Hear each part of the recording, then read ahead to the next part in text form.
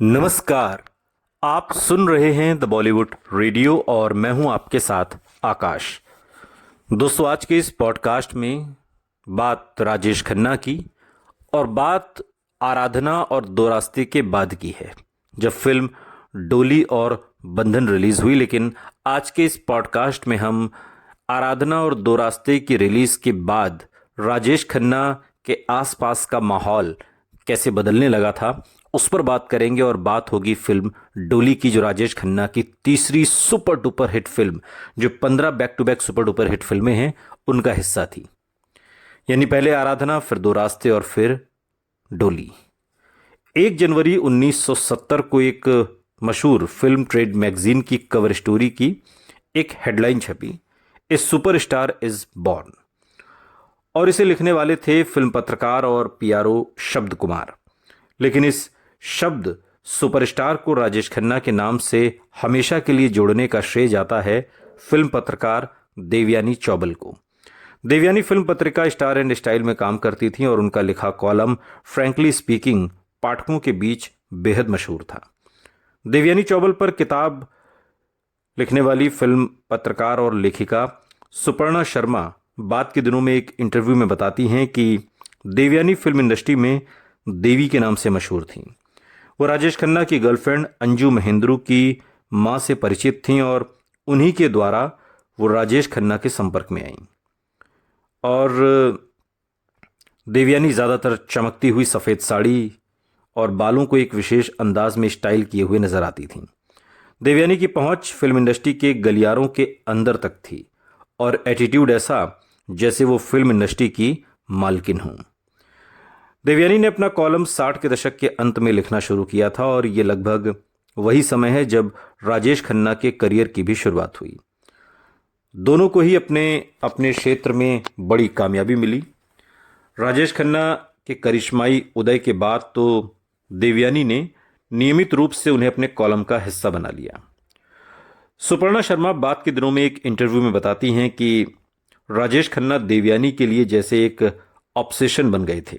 और ऐसा नहीं था कि वो उनके बारे में सिर्फ पॉजिटिव ही लिखती थी, लेकिन वो जो भी लिखती उसे पढ़कर महसूस होता था कि वो राजेश खन्ना को बहुत अच्छे तरीके से जानती हैं। मराठी पत्रकार और एंकर सुधीर गाडकिल उस दौर के साप्ताहिक मराठी अखबार मनोहर में देवयानी के कॉलम का मराठी में अनुवाद करते थे। वो देवयानी के साथ अक्सर फिल्मों की शूटिंग कवर करने और फिल्म स्टार्स के इंटरव्यू के लिए भी जाते थे। सुधीर बाद के दिनों में एक इंटरव्यू में बताते हैं कि राजेश खन्ना और देवयानी की शुरुआती मुलाकात, जो राजेश खन्ना के ठाकुरद्वार वाले घर में हुई थी, ये आराधना के फौरन बाद की बात है। राजेश खन्ना रातों रात स्टार बन गए थे और देवयानी उनसे ठाकुरद्वार में मिलने गई थी। वो कहते हैं कि मैं भी उनके साथ था। वो एक पुरानी बिल्डिंग का कोने वाला फ्लैट था। देवयानी ने उनका इंटरव्यू लिया। उनकी तस्वीरें खींचने के लिए घर में कोई जगह नहीं दिख रही थी, तो हमने उन्हें उनके बिल्डिंग कंपाउंड की गैलरी में बुला लिया। तस्वीर में उन्होंने अपनी खास स्माइल दी और मैं देख रहा था कि देवयानी को उन्होंने पूरी तरह से चार्म कर दिया था। हालांकि देवयानी अपनी चुभती हुई लेखनी के लिए पॉइजन पेन यानी जहरीली कलम के नाम से भी विख्यात थी, मगर राजेश खन्ना के बारे में लिखते समय उनके शब्दों में एक अजीब तरह की नरमी आ जाती थी।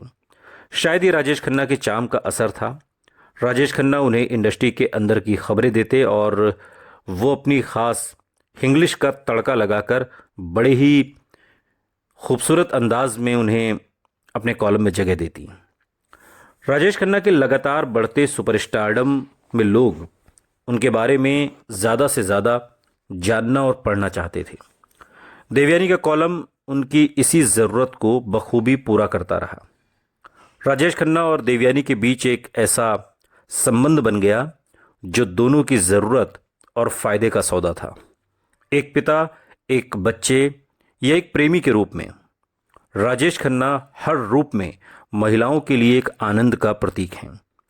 राजेश खन्ना के व्यक्तित्व को बयां करते हुए देवयानी चौबल ने अपने कॉलम में लिखा था, अब राजेश खन्ना जैसे पारस का पत्थर बन चुके थे। हर निर्माता चाहता था कि उनकी फिल्म राजेश खन्ना के साथ, उनकी फिल्म में राजेश खन्ना आ जाएं तो वो फिल्म सोना बन जाएगी। फिल्म इंडस्ट्री में राजेश खन्ना की लहर चल रही थी और इसी लहर में उन्होंने एक के बाद एक कई बड़ी फिल्में साइन कर लीं।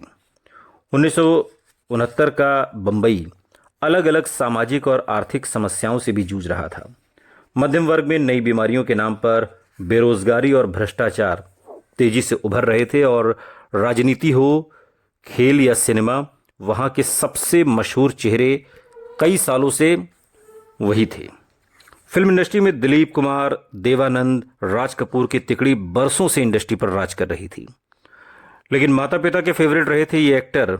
उनके बच्चों के जवान होने तक भी वैसे ही रोल कर रहे थे जैसे जवानी में किया करते थे।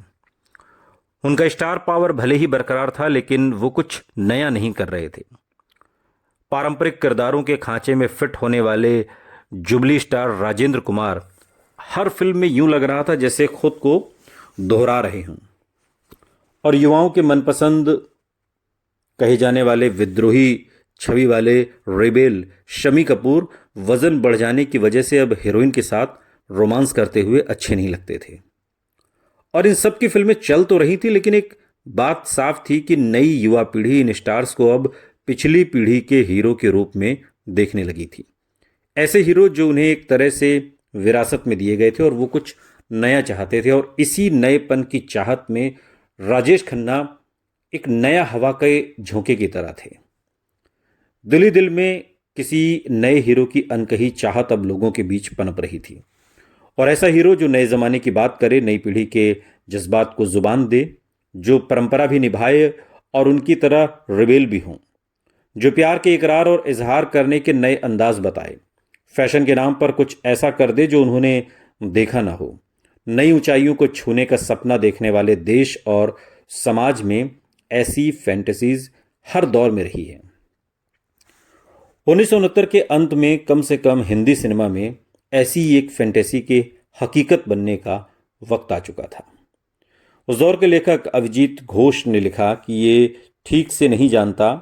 कोई ठीक से नहीं जानता कि कैसे औसत कद काठी और मुहासों से भरा चेहरा लिए एक एक्टर पूरे हिंदुस्तान को सम्मोहित कर गया। शायद वो देश में पांव पसार रही बेरोजगारी और महंगाई के गुस्से से पहले मासूमियत का आखिरी झोंका था। बीते हुए दौर की सादगी और आने वाले भविष्य की अनिश्चितता के बीच की कड़ी था, या शायद ये सब कुछ पहले से लिखा था कि ये होकर रहेगा। 1970 की शुरुआत में राजेश खन्ना की फिल्में डोली और बंधन रिलीज हुई। निर्देशक ए सुब्बा राव की फिल्म डोली एक सोशल ड्रामा फिल्म थी जिसमें राजेश खन्ना की हीरोइन वही थी जो उनकी पहली फिल्म राज में थी। हालांकि पहली फिल्म आखिरी खत रिलीज हुई, राज पहले बननी शुरू हुई थी। डोली एक बेहद औसत दर्जे की फिल्म थी, लेकिन राजेश खन्ना के सुपर स्टारडम की आंधी में इस फिल्म ने भी अच्छी खासी कमाई कर ली और ये फिल्म उस back to back super duper hit film की लिस्ट में शुमार हो गई जिसमें आगे चलकर राजेश खन्ना इतिहास रचने वाले थे। फिल्म डोली की कहानी दो कॉलेज के दोस्तों अमर और प्रेम पर आधारित है, जिनकी जिंदगी दो पड़ोसियों आशा और शोभा के साथ उलझ जाती है। शोभा के पिता दहेज के पैसे चुराते हैं और चोरी का आरोप आशा के पिता पर लगाते हैं। दोनों लड़कियां अपने अपने जीवन साथी से शादी कर लेती हैं और शोभा का पति दूर चला जाता है और एक नई पत्नी की जरूरत के साथ वापस आता है। अमर आशा के प्यार में पड़ जाता है और ये नहीं जानते हुए कि उसने उसे शादी की वेदी पर छोड़ दिया है और वो उसकी पत्नी है, उसने उसका चेहरा देखने से इनकार कर दिया। झूठ, विश्वासघात, धोखे, षड्यंत्र कहानी का अनुसरण करते हैं, क्योंकि आशा अपने पिता के नाम को उस अपराध से मुक्त करने का प्रयास करती है जो उन्होंने नहीं किया था। और अमर आशा के प्यार में पड़ जाता है, ये नहीं जानते हुए कि जिस लड़की को उसने बचपन के दिनों में बेरहमी से अस्वीकार कर दिया था, रिजेक्ट कर दिया था, वही लड़की अब उसके प्यार में पड़ चुकी है। और ये इस फिल्म की कहानी थी, लबोलुआब था। ये राजेश खन्ना की साल 1969 से 1971 के बीच जो लगातार 15 से 17 सुपर डुपर हिट फिल्में गिनी जाती हैं, उस कड़ी में ये तीसरी फिल्म थी और राजेश खन्ना का जादू इस फिल्म पर भी चल गया था।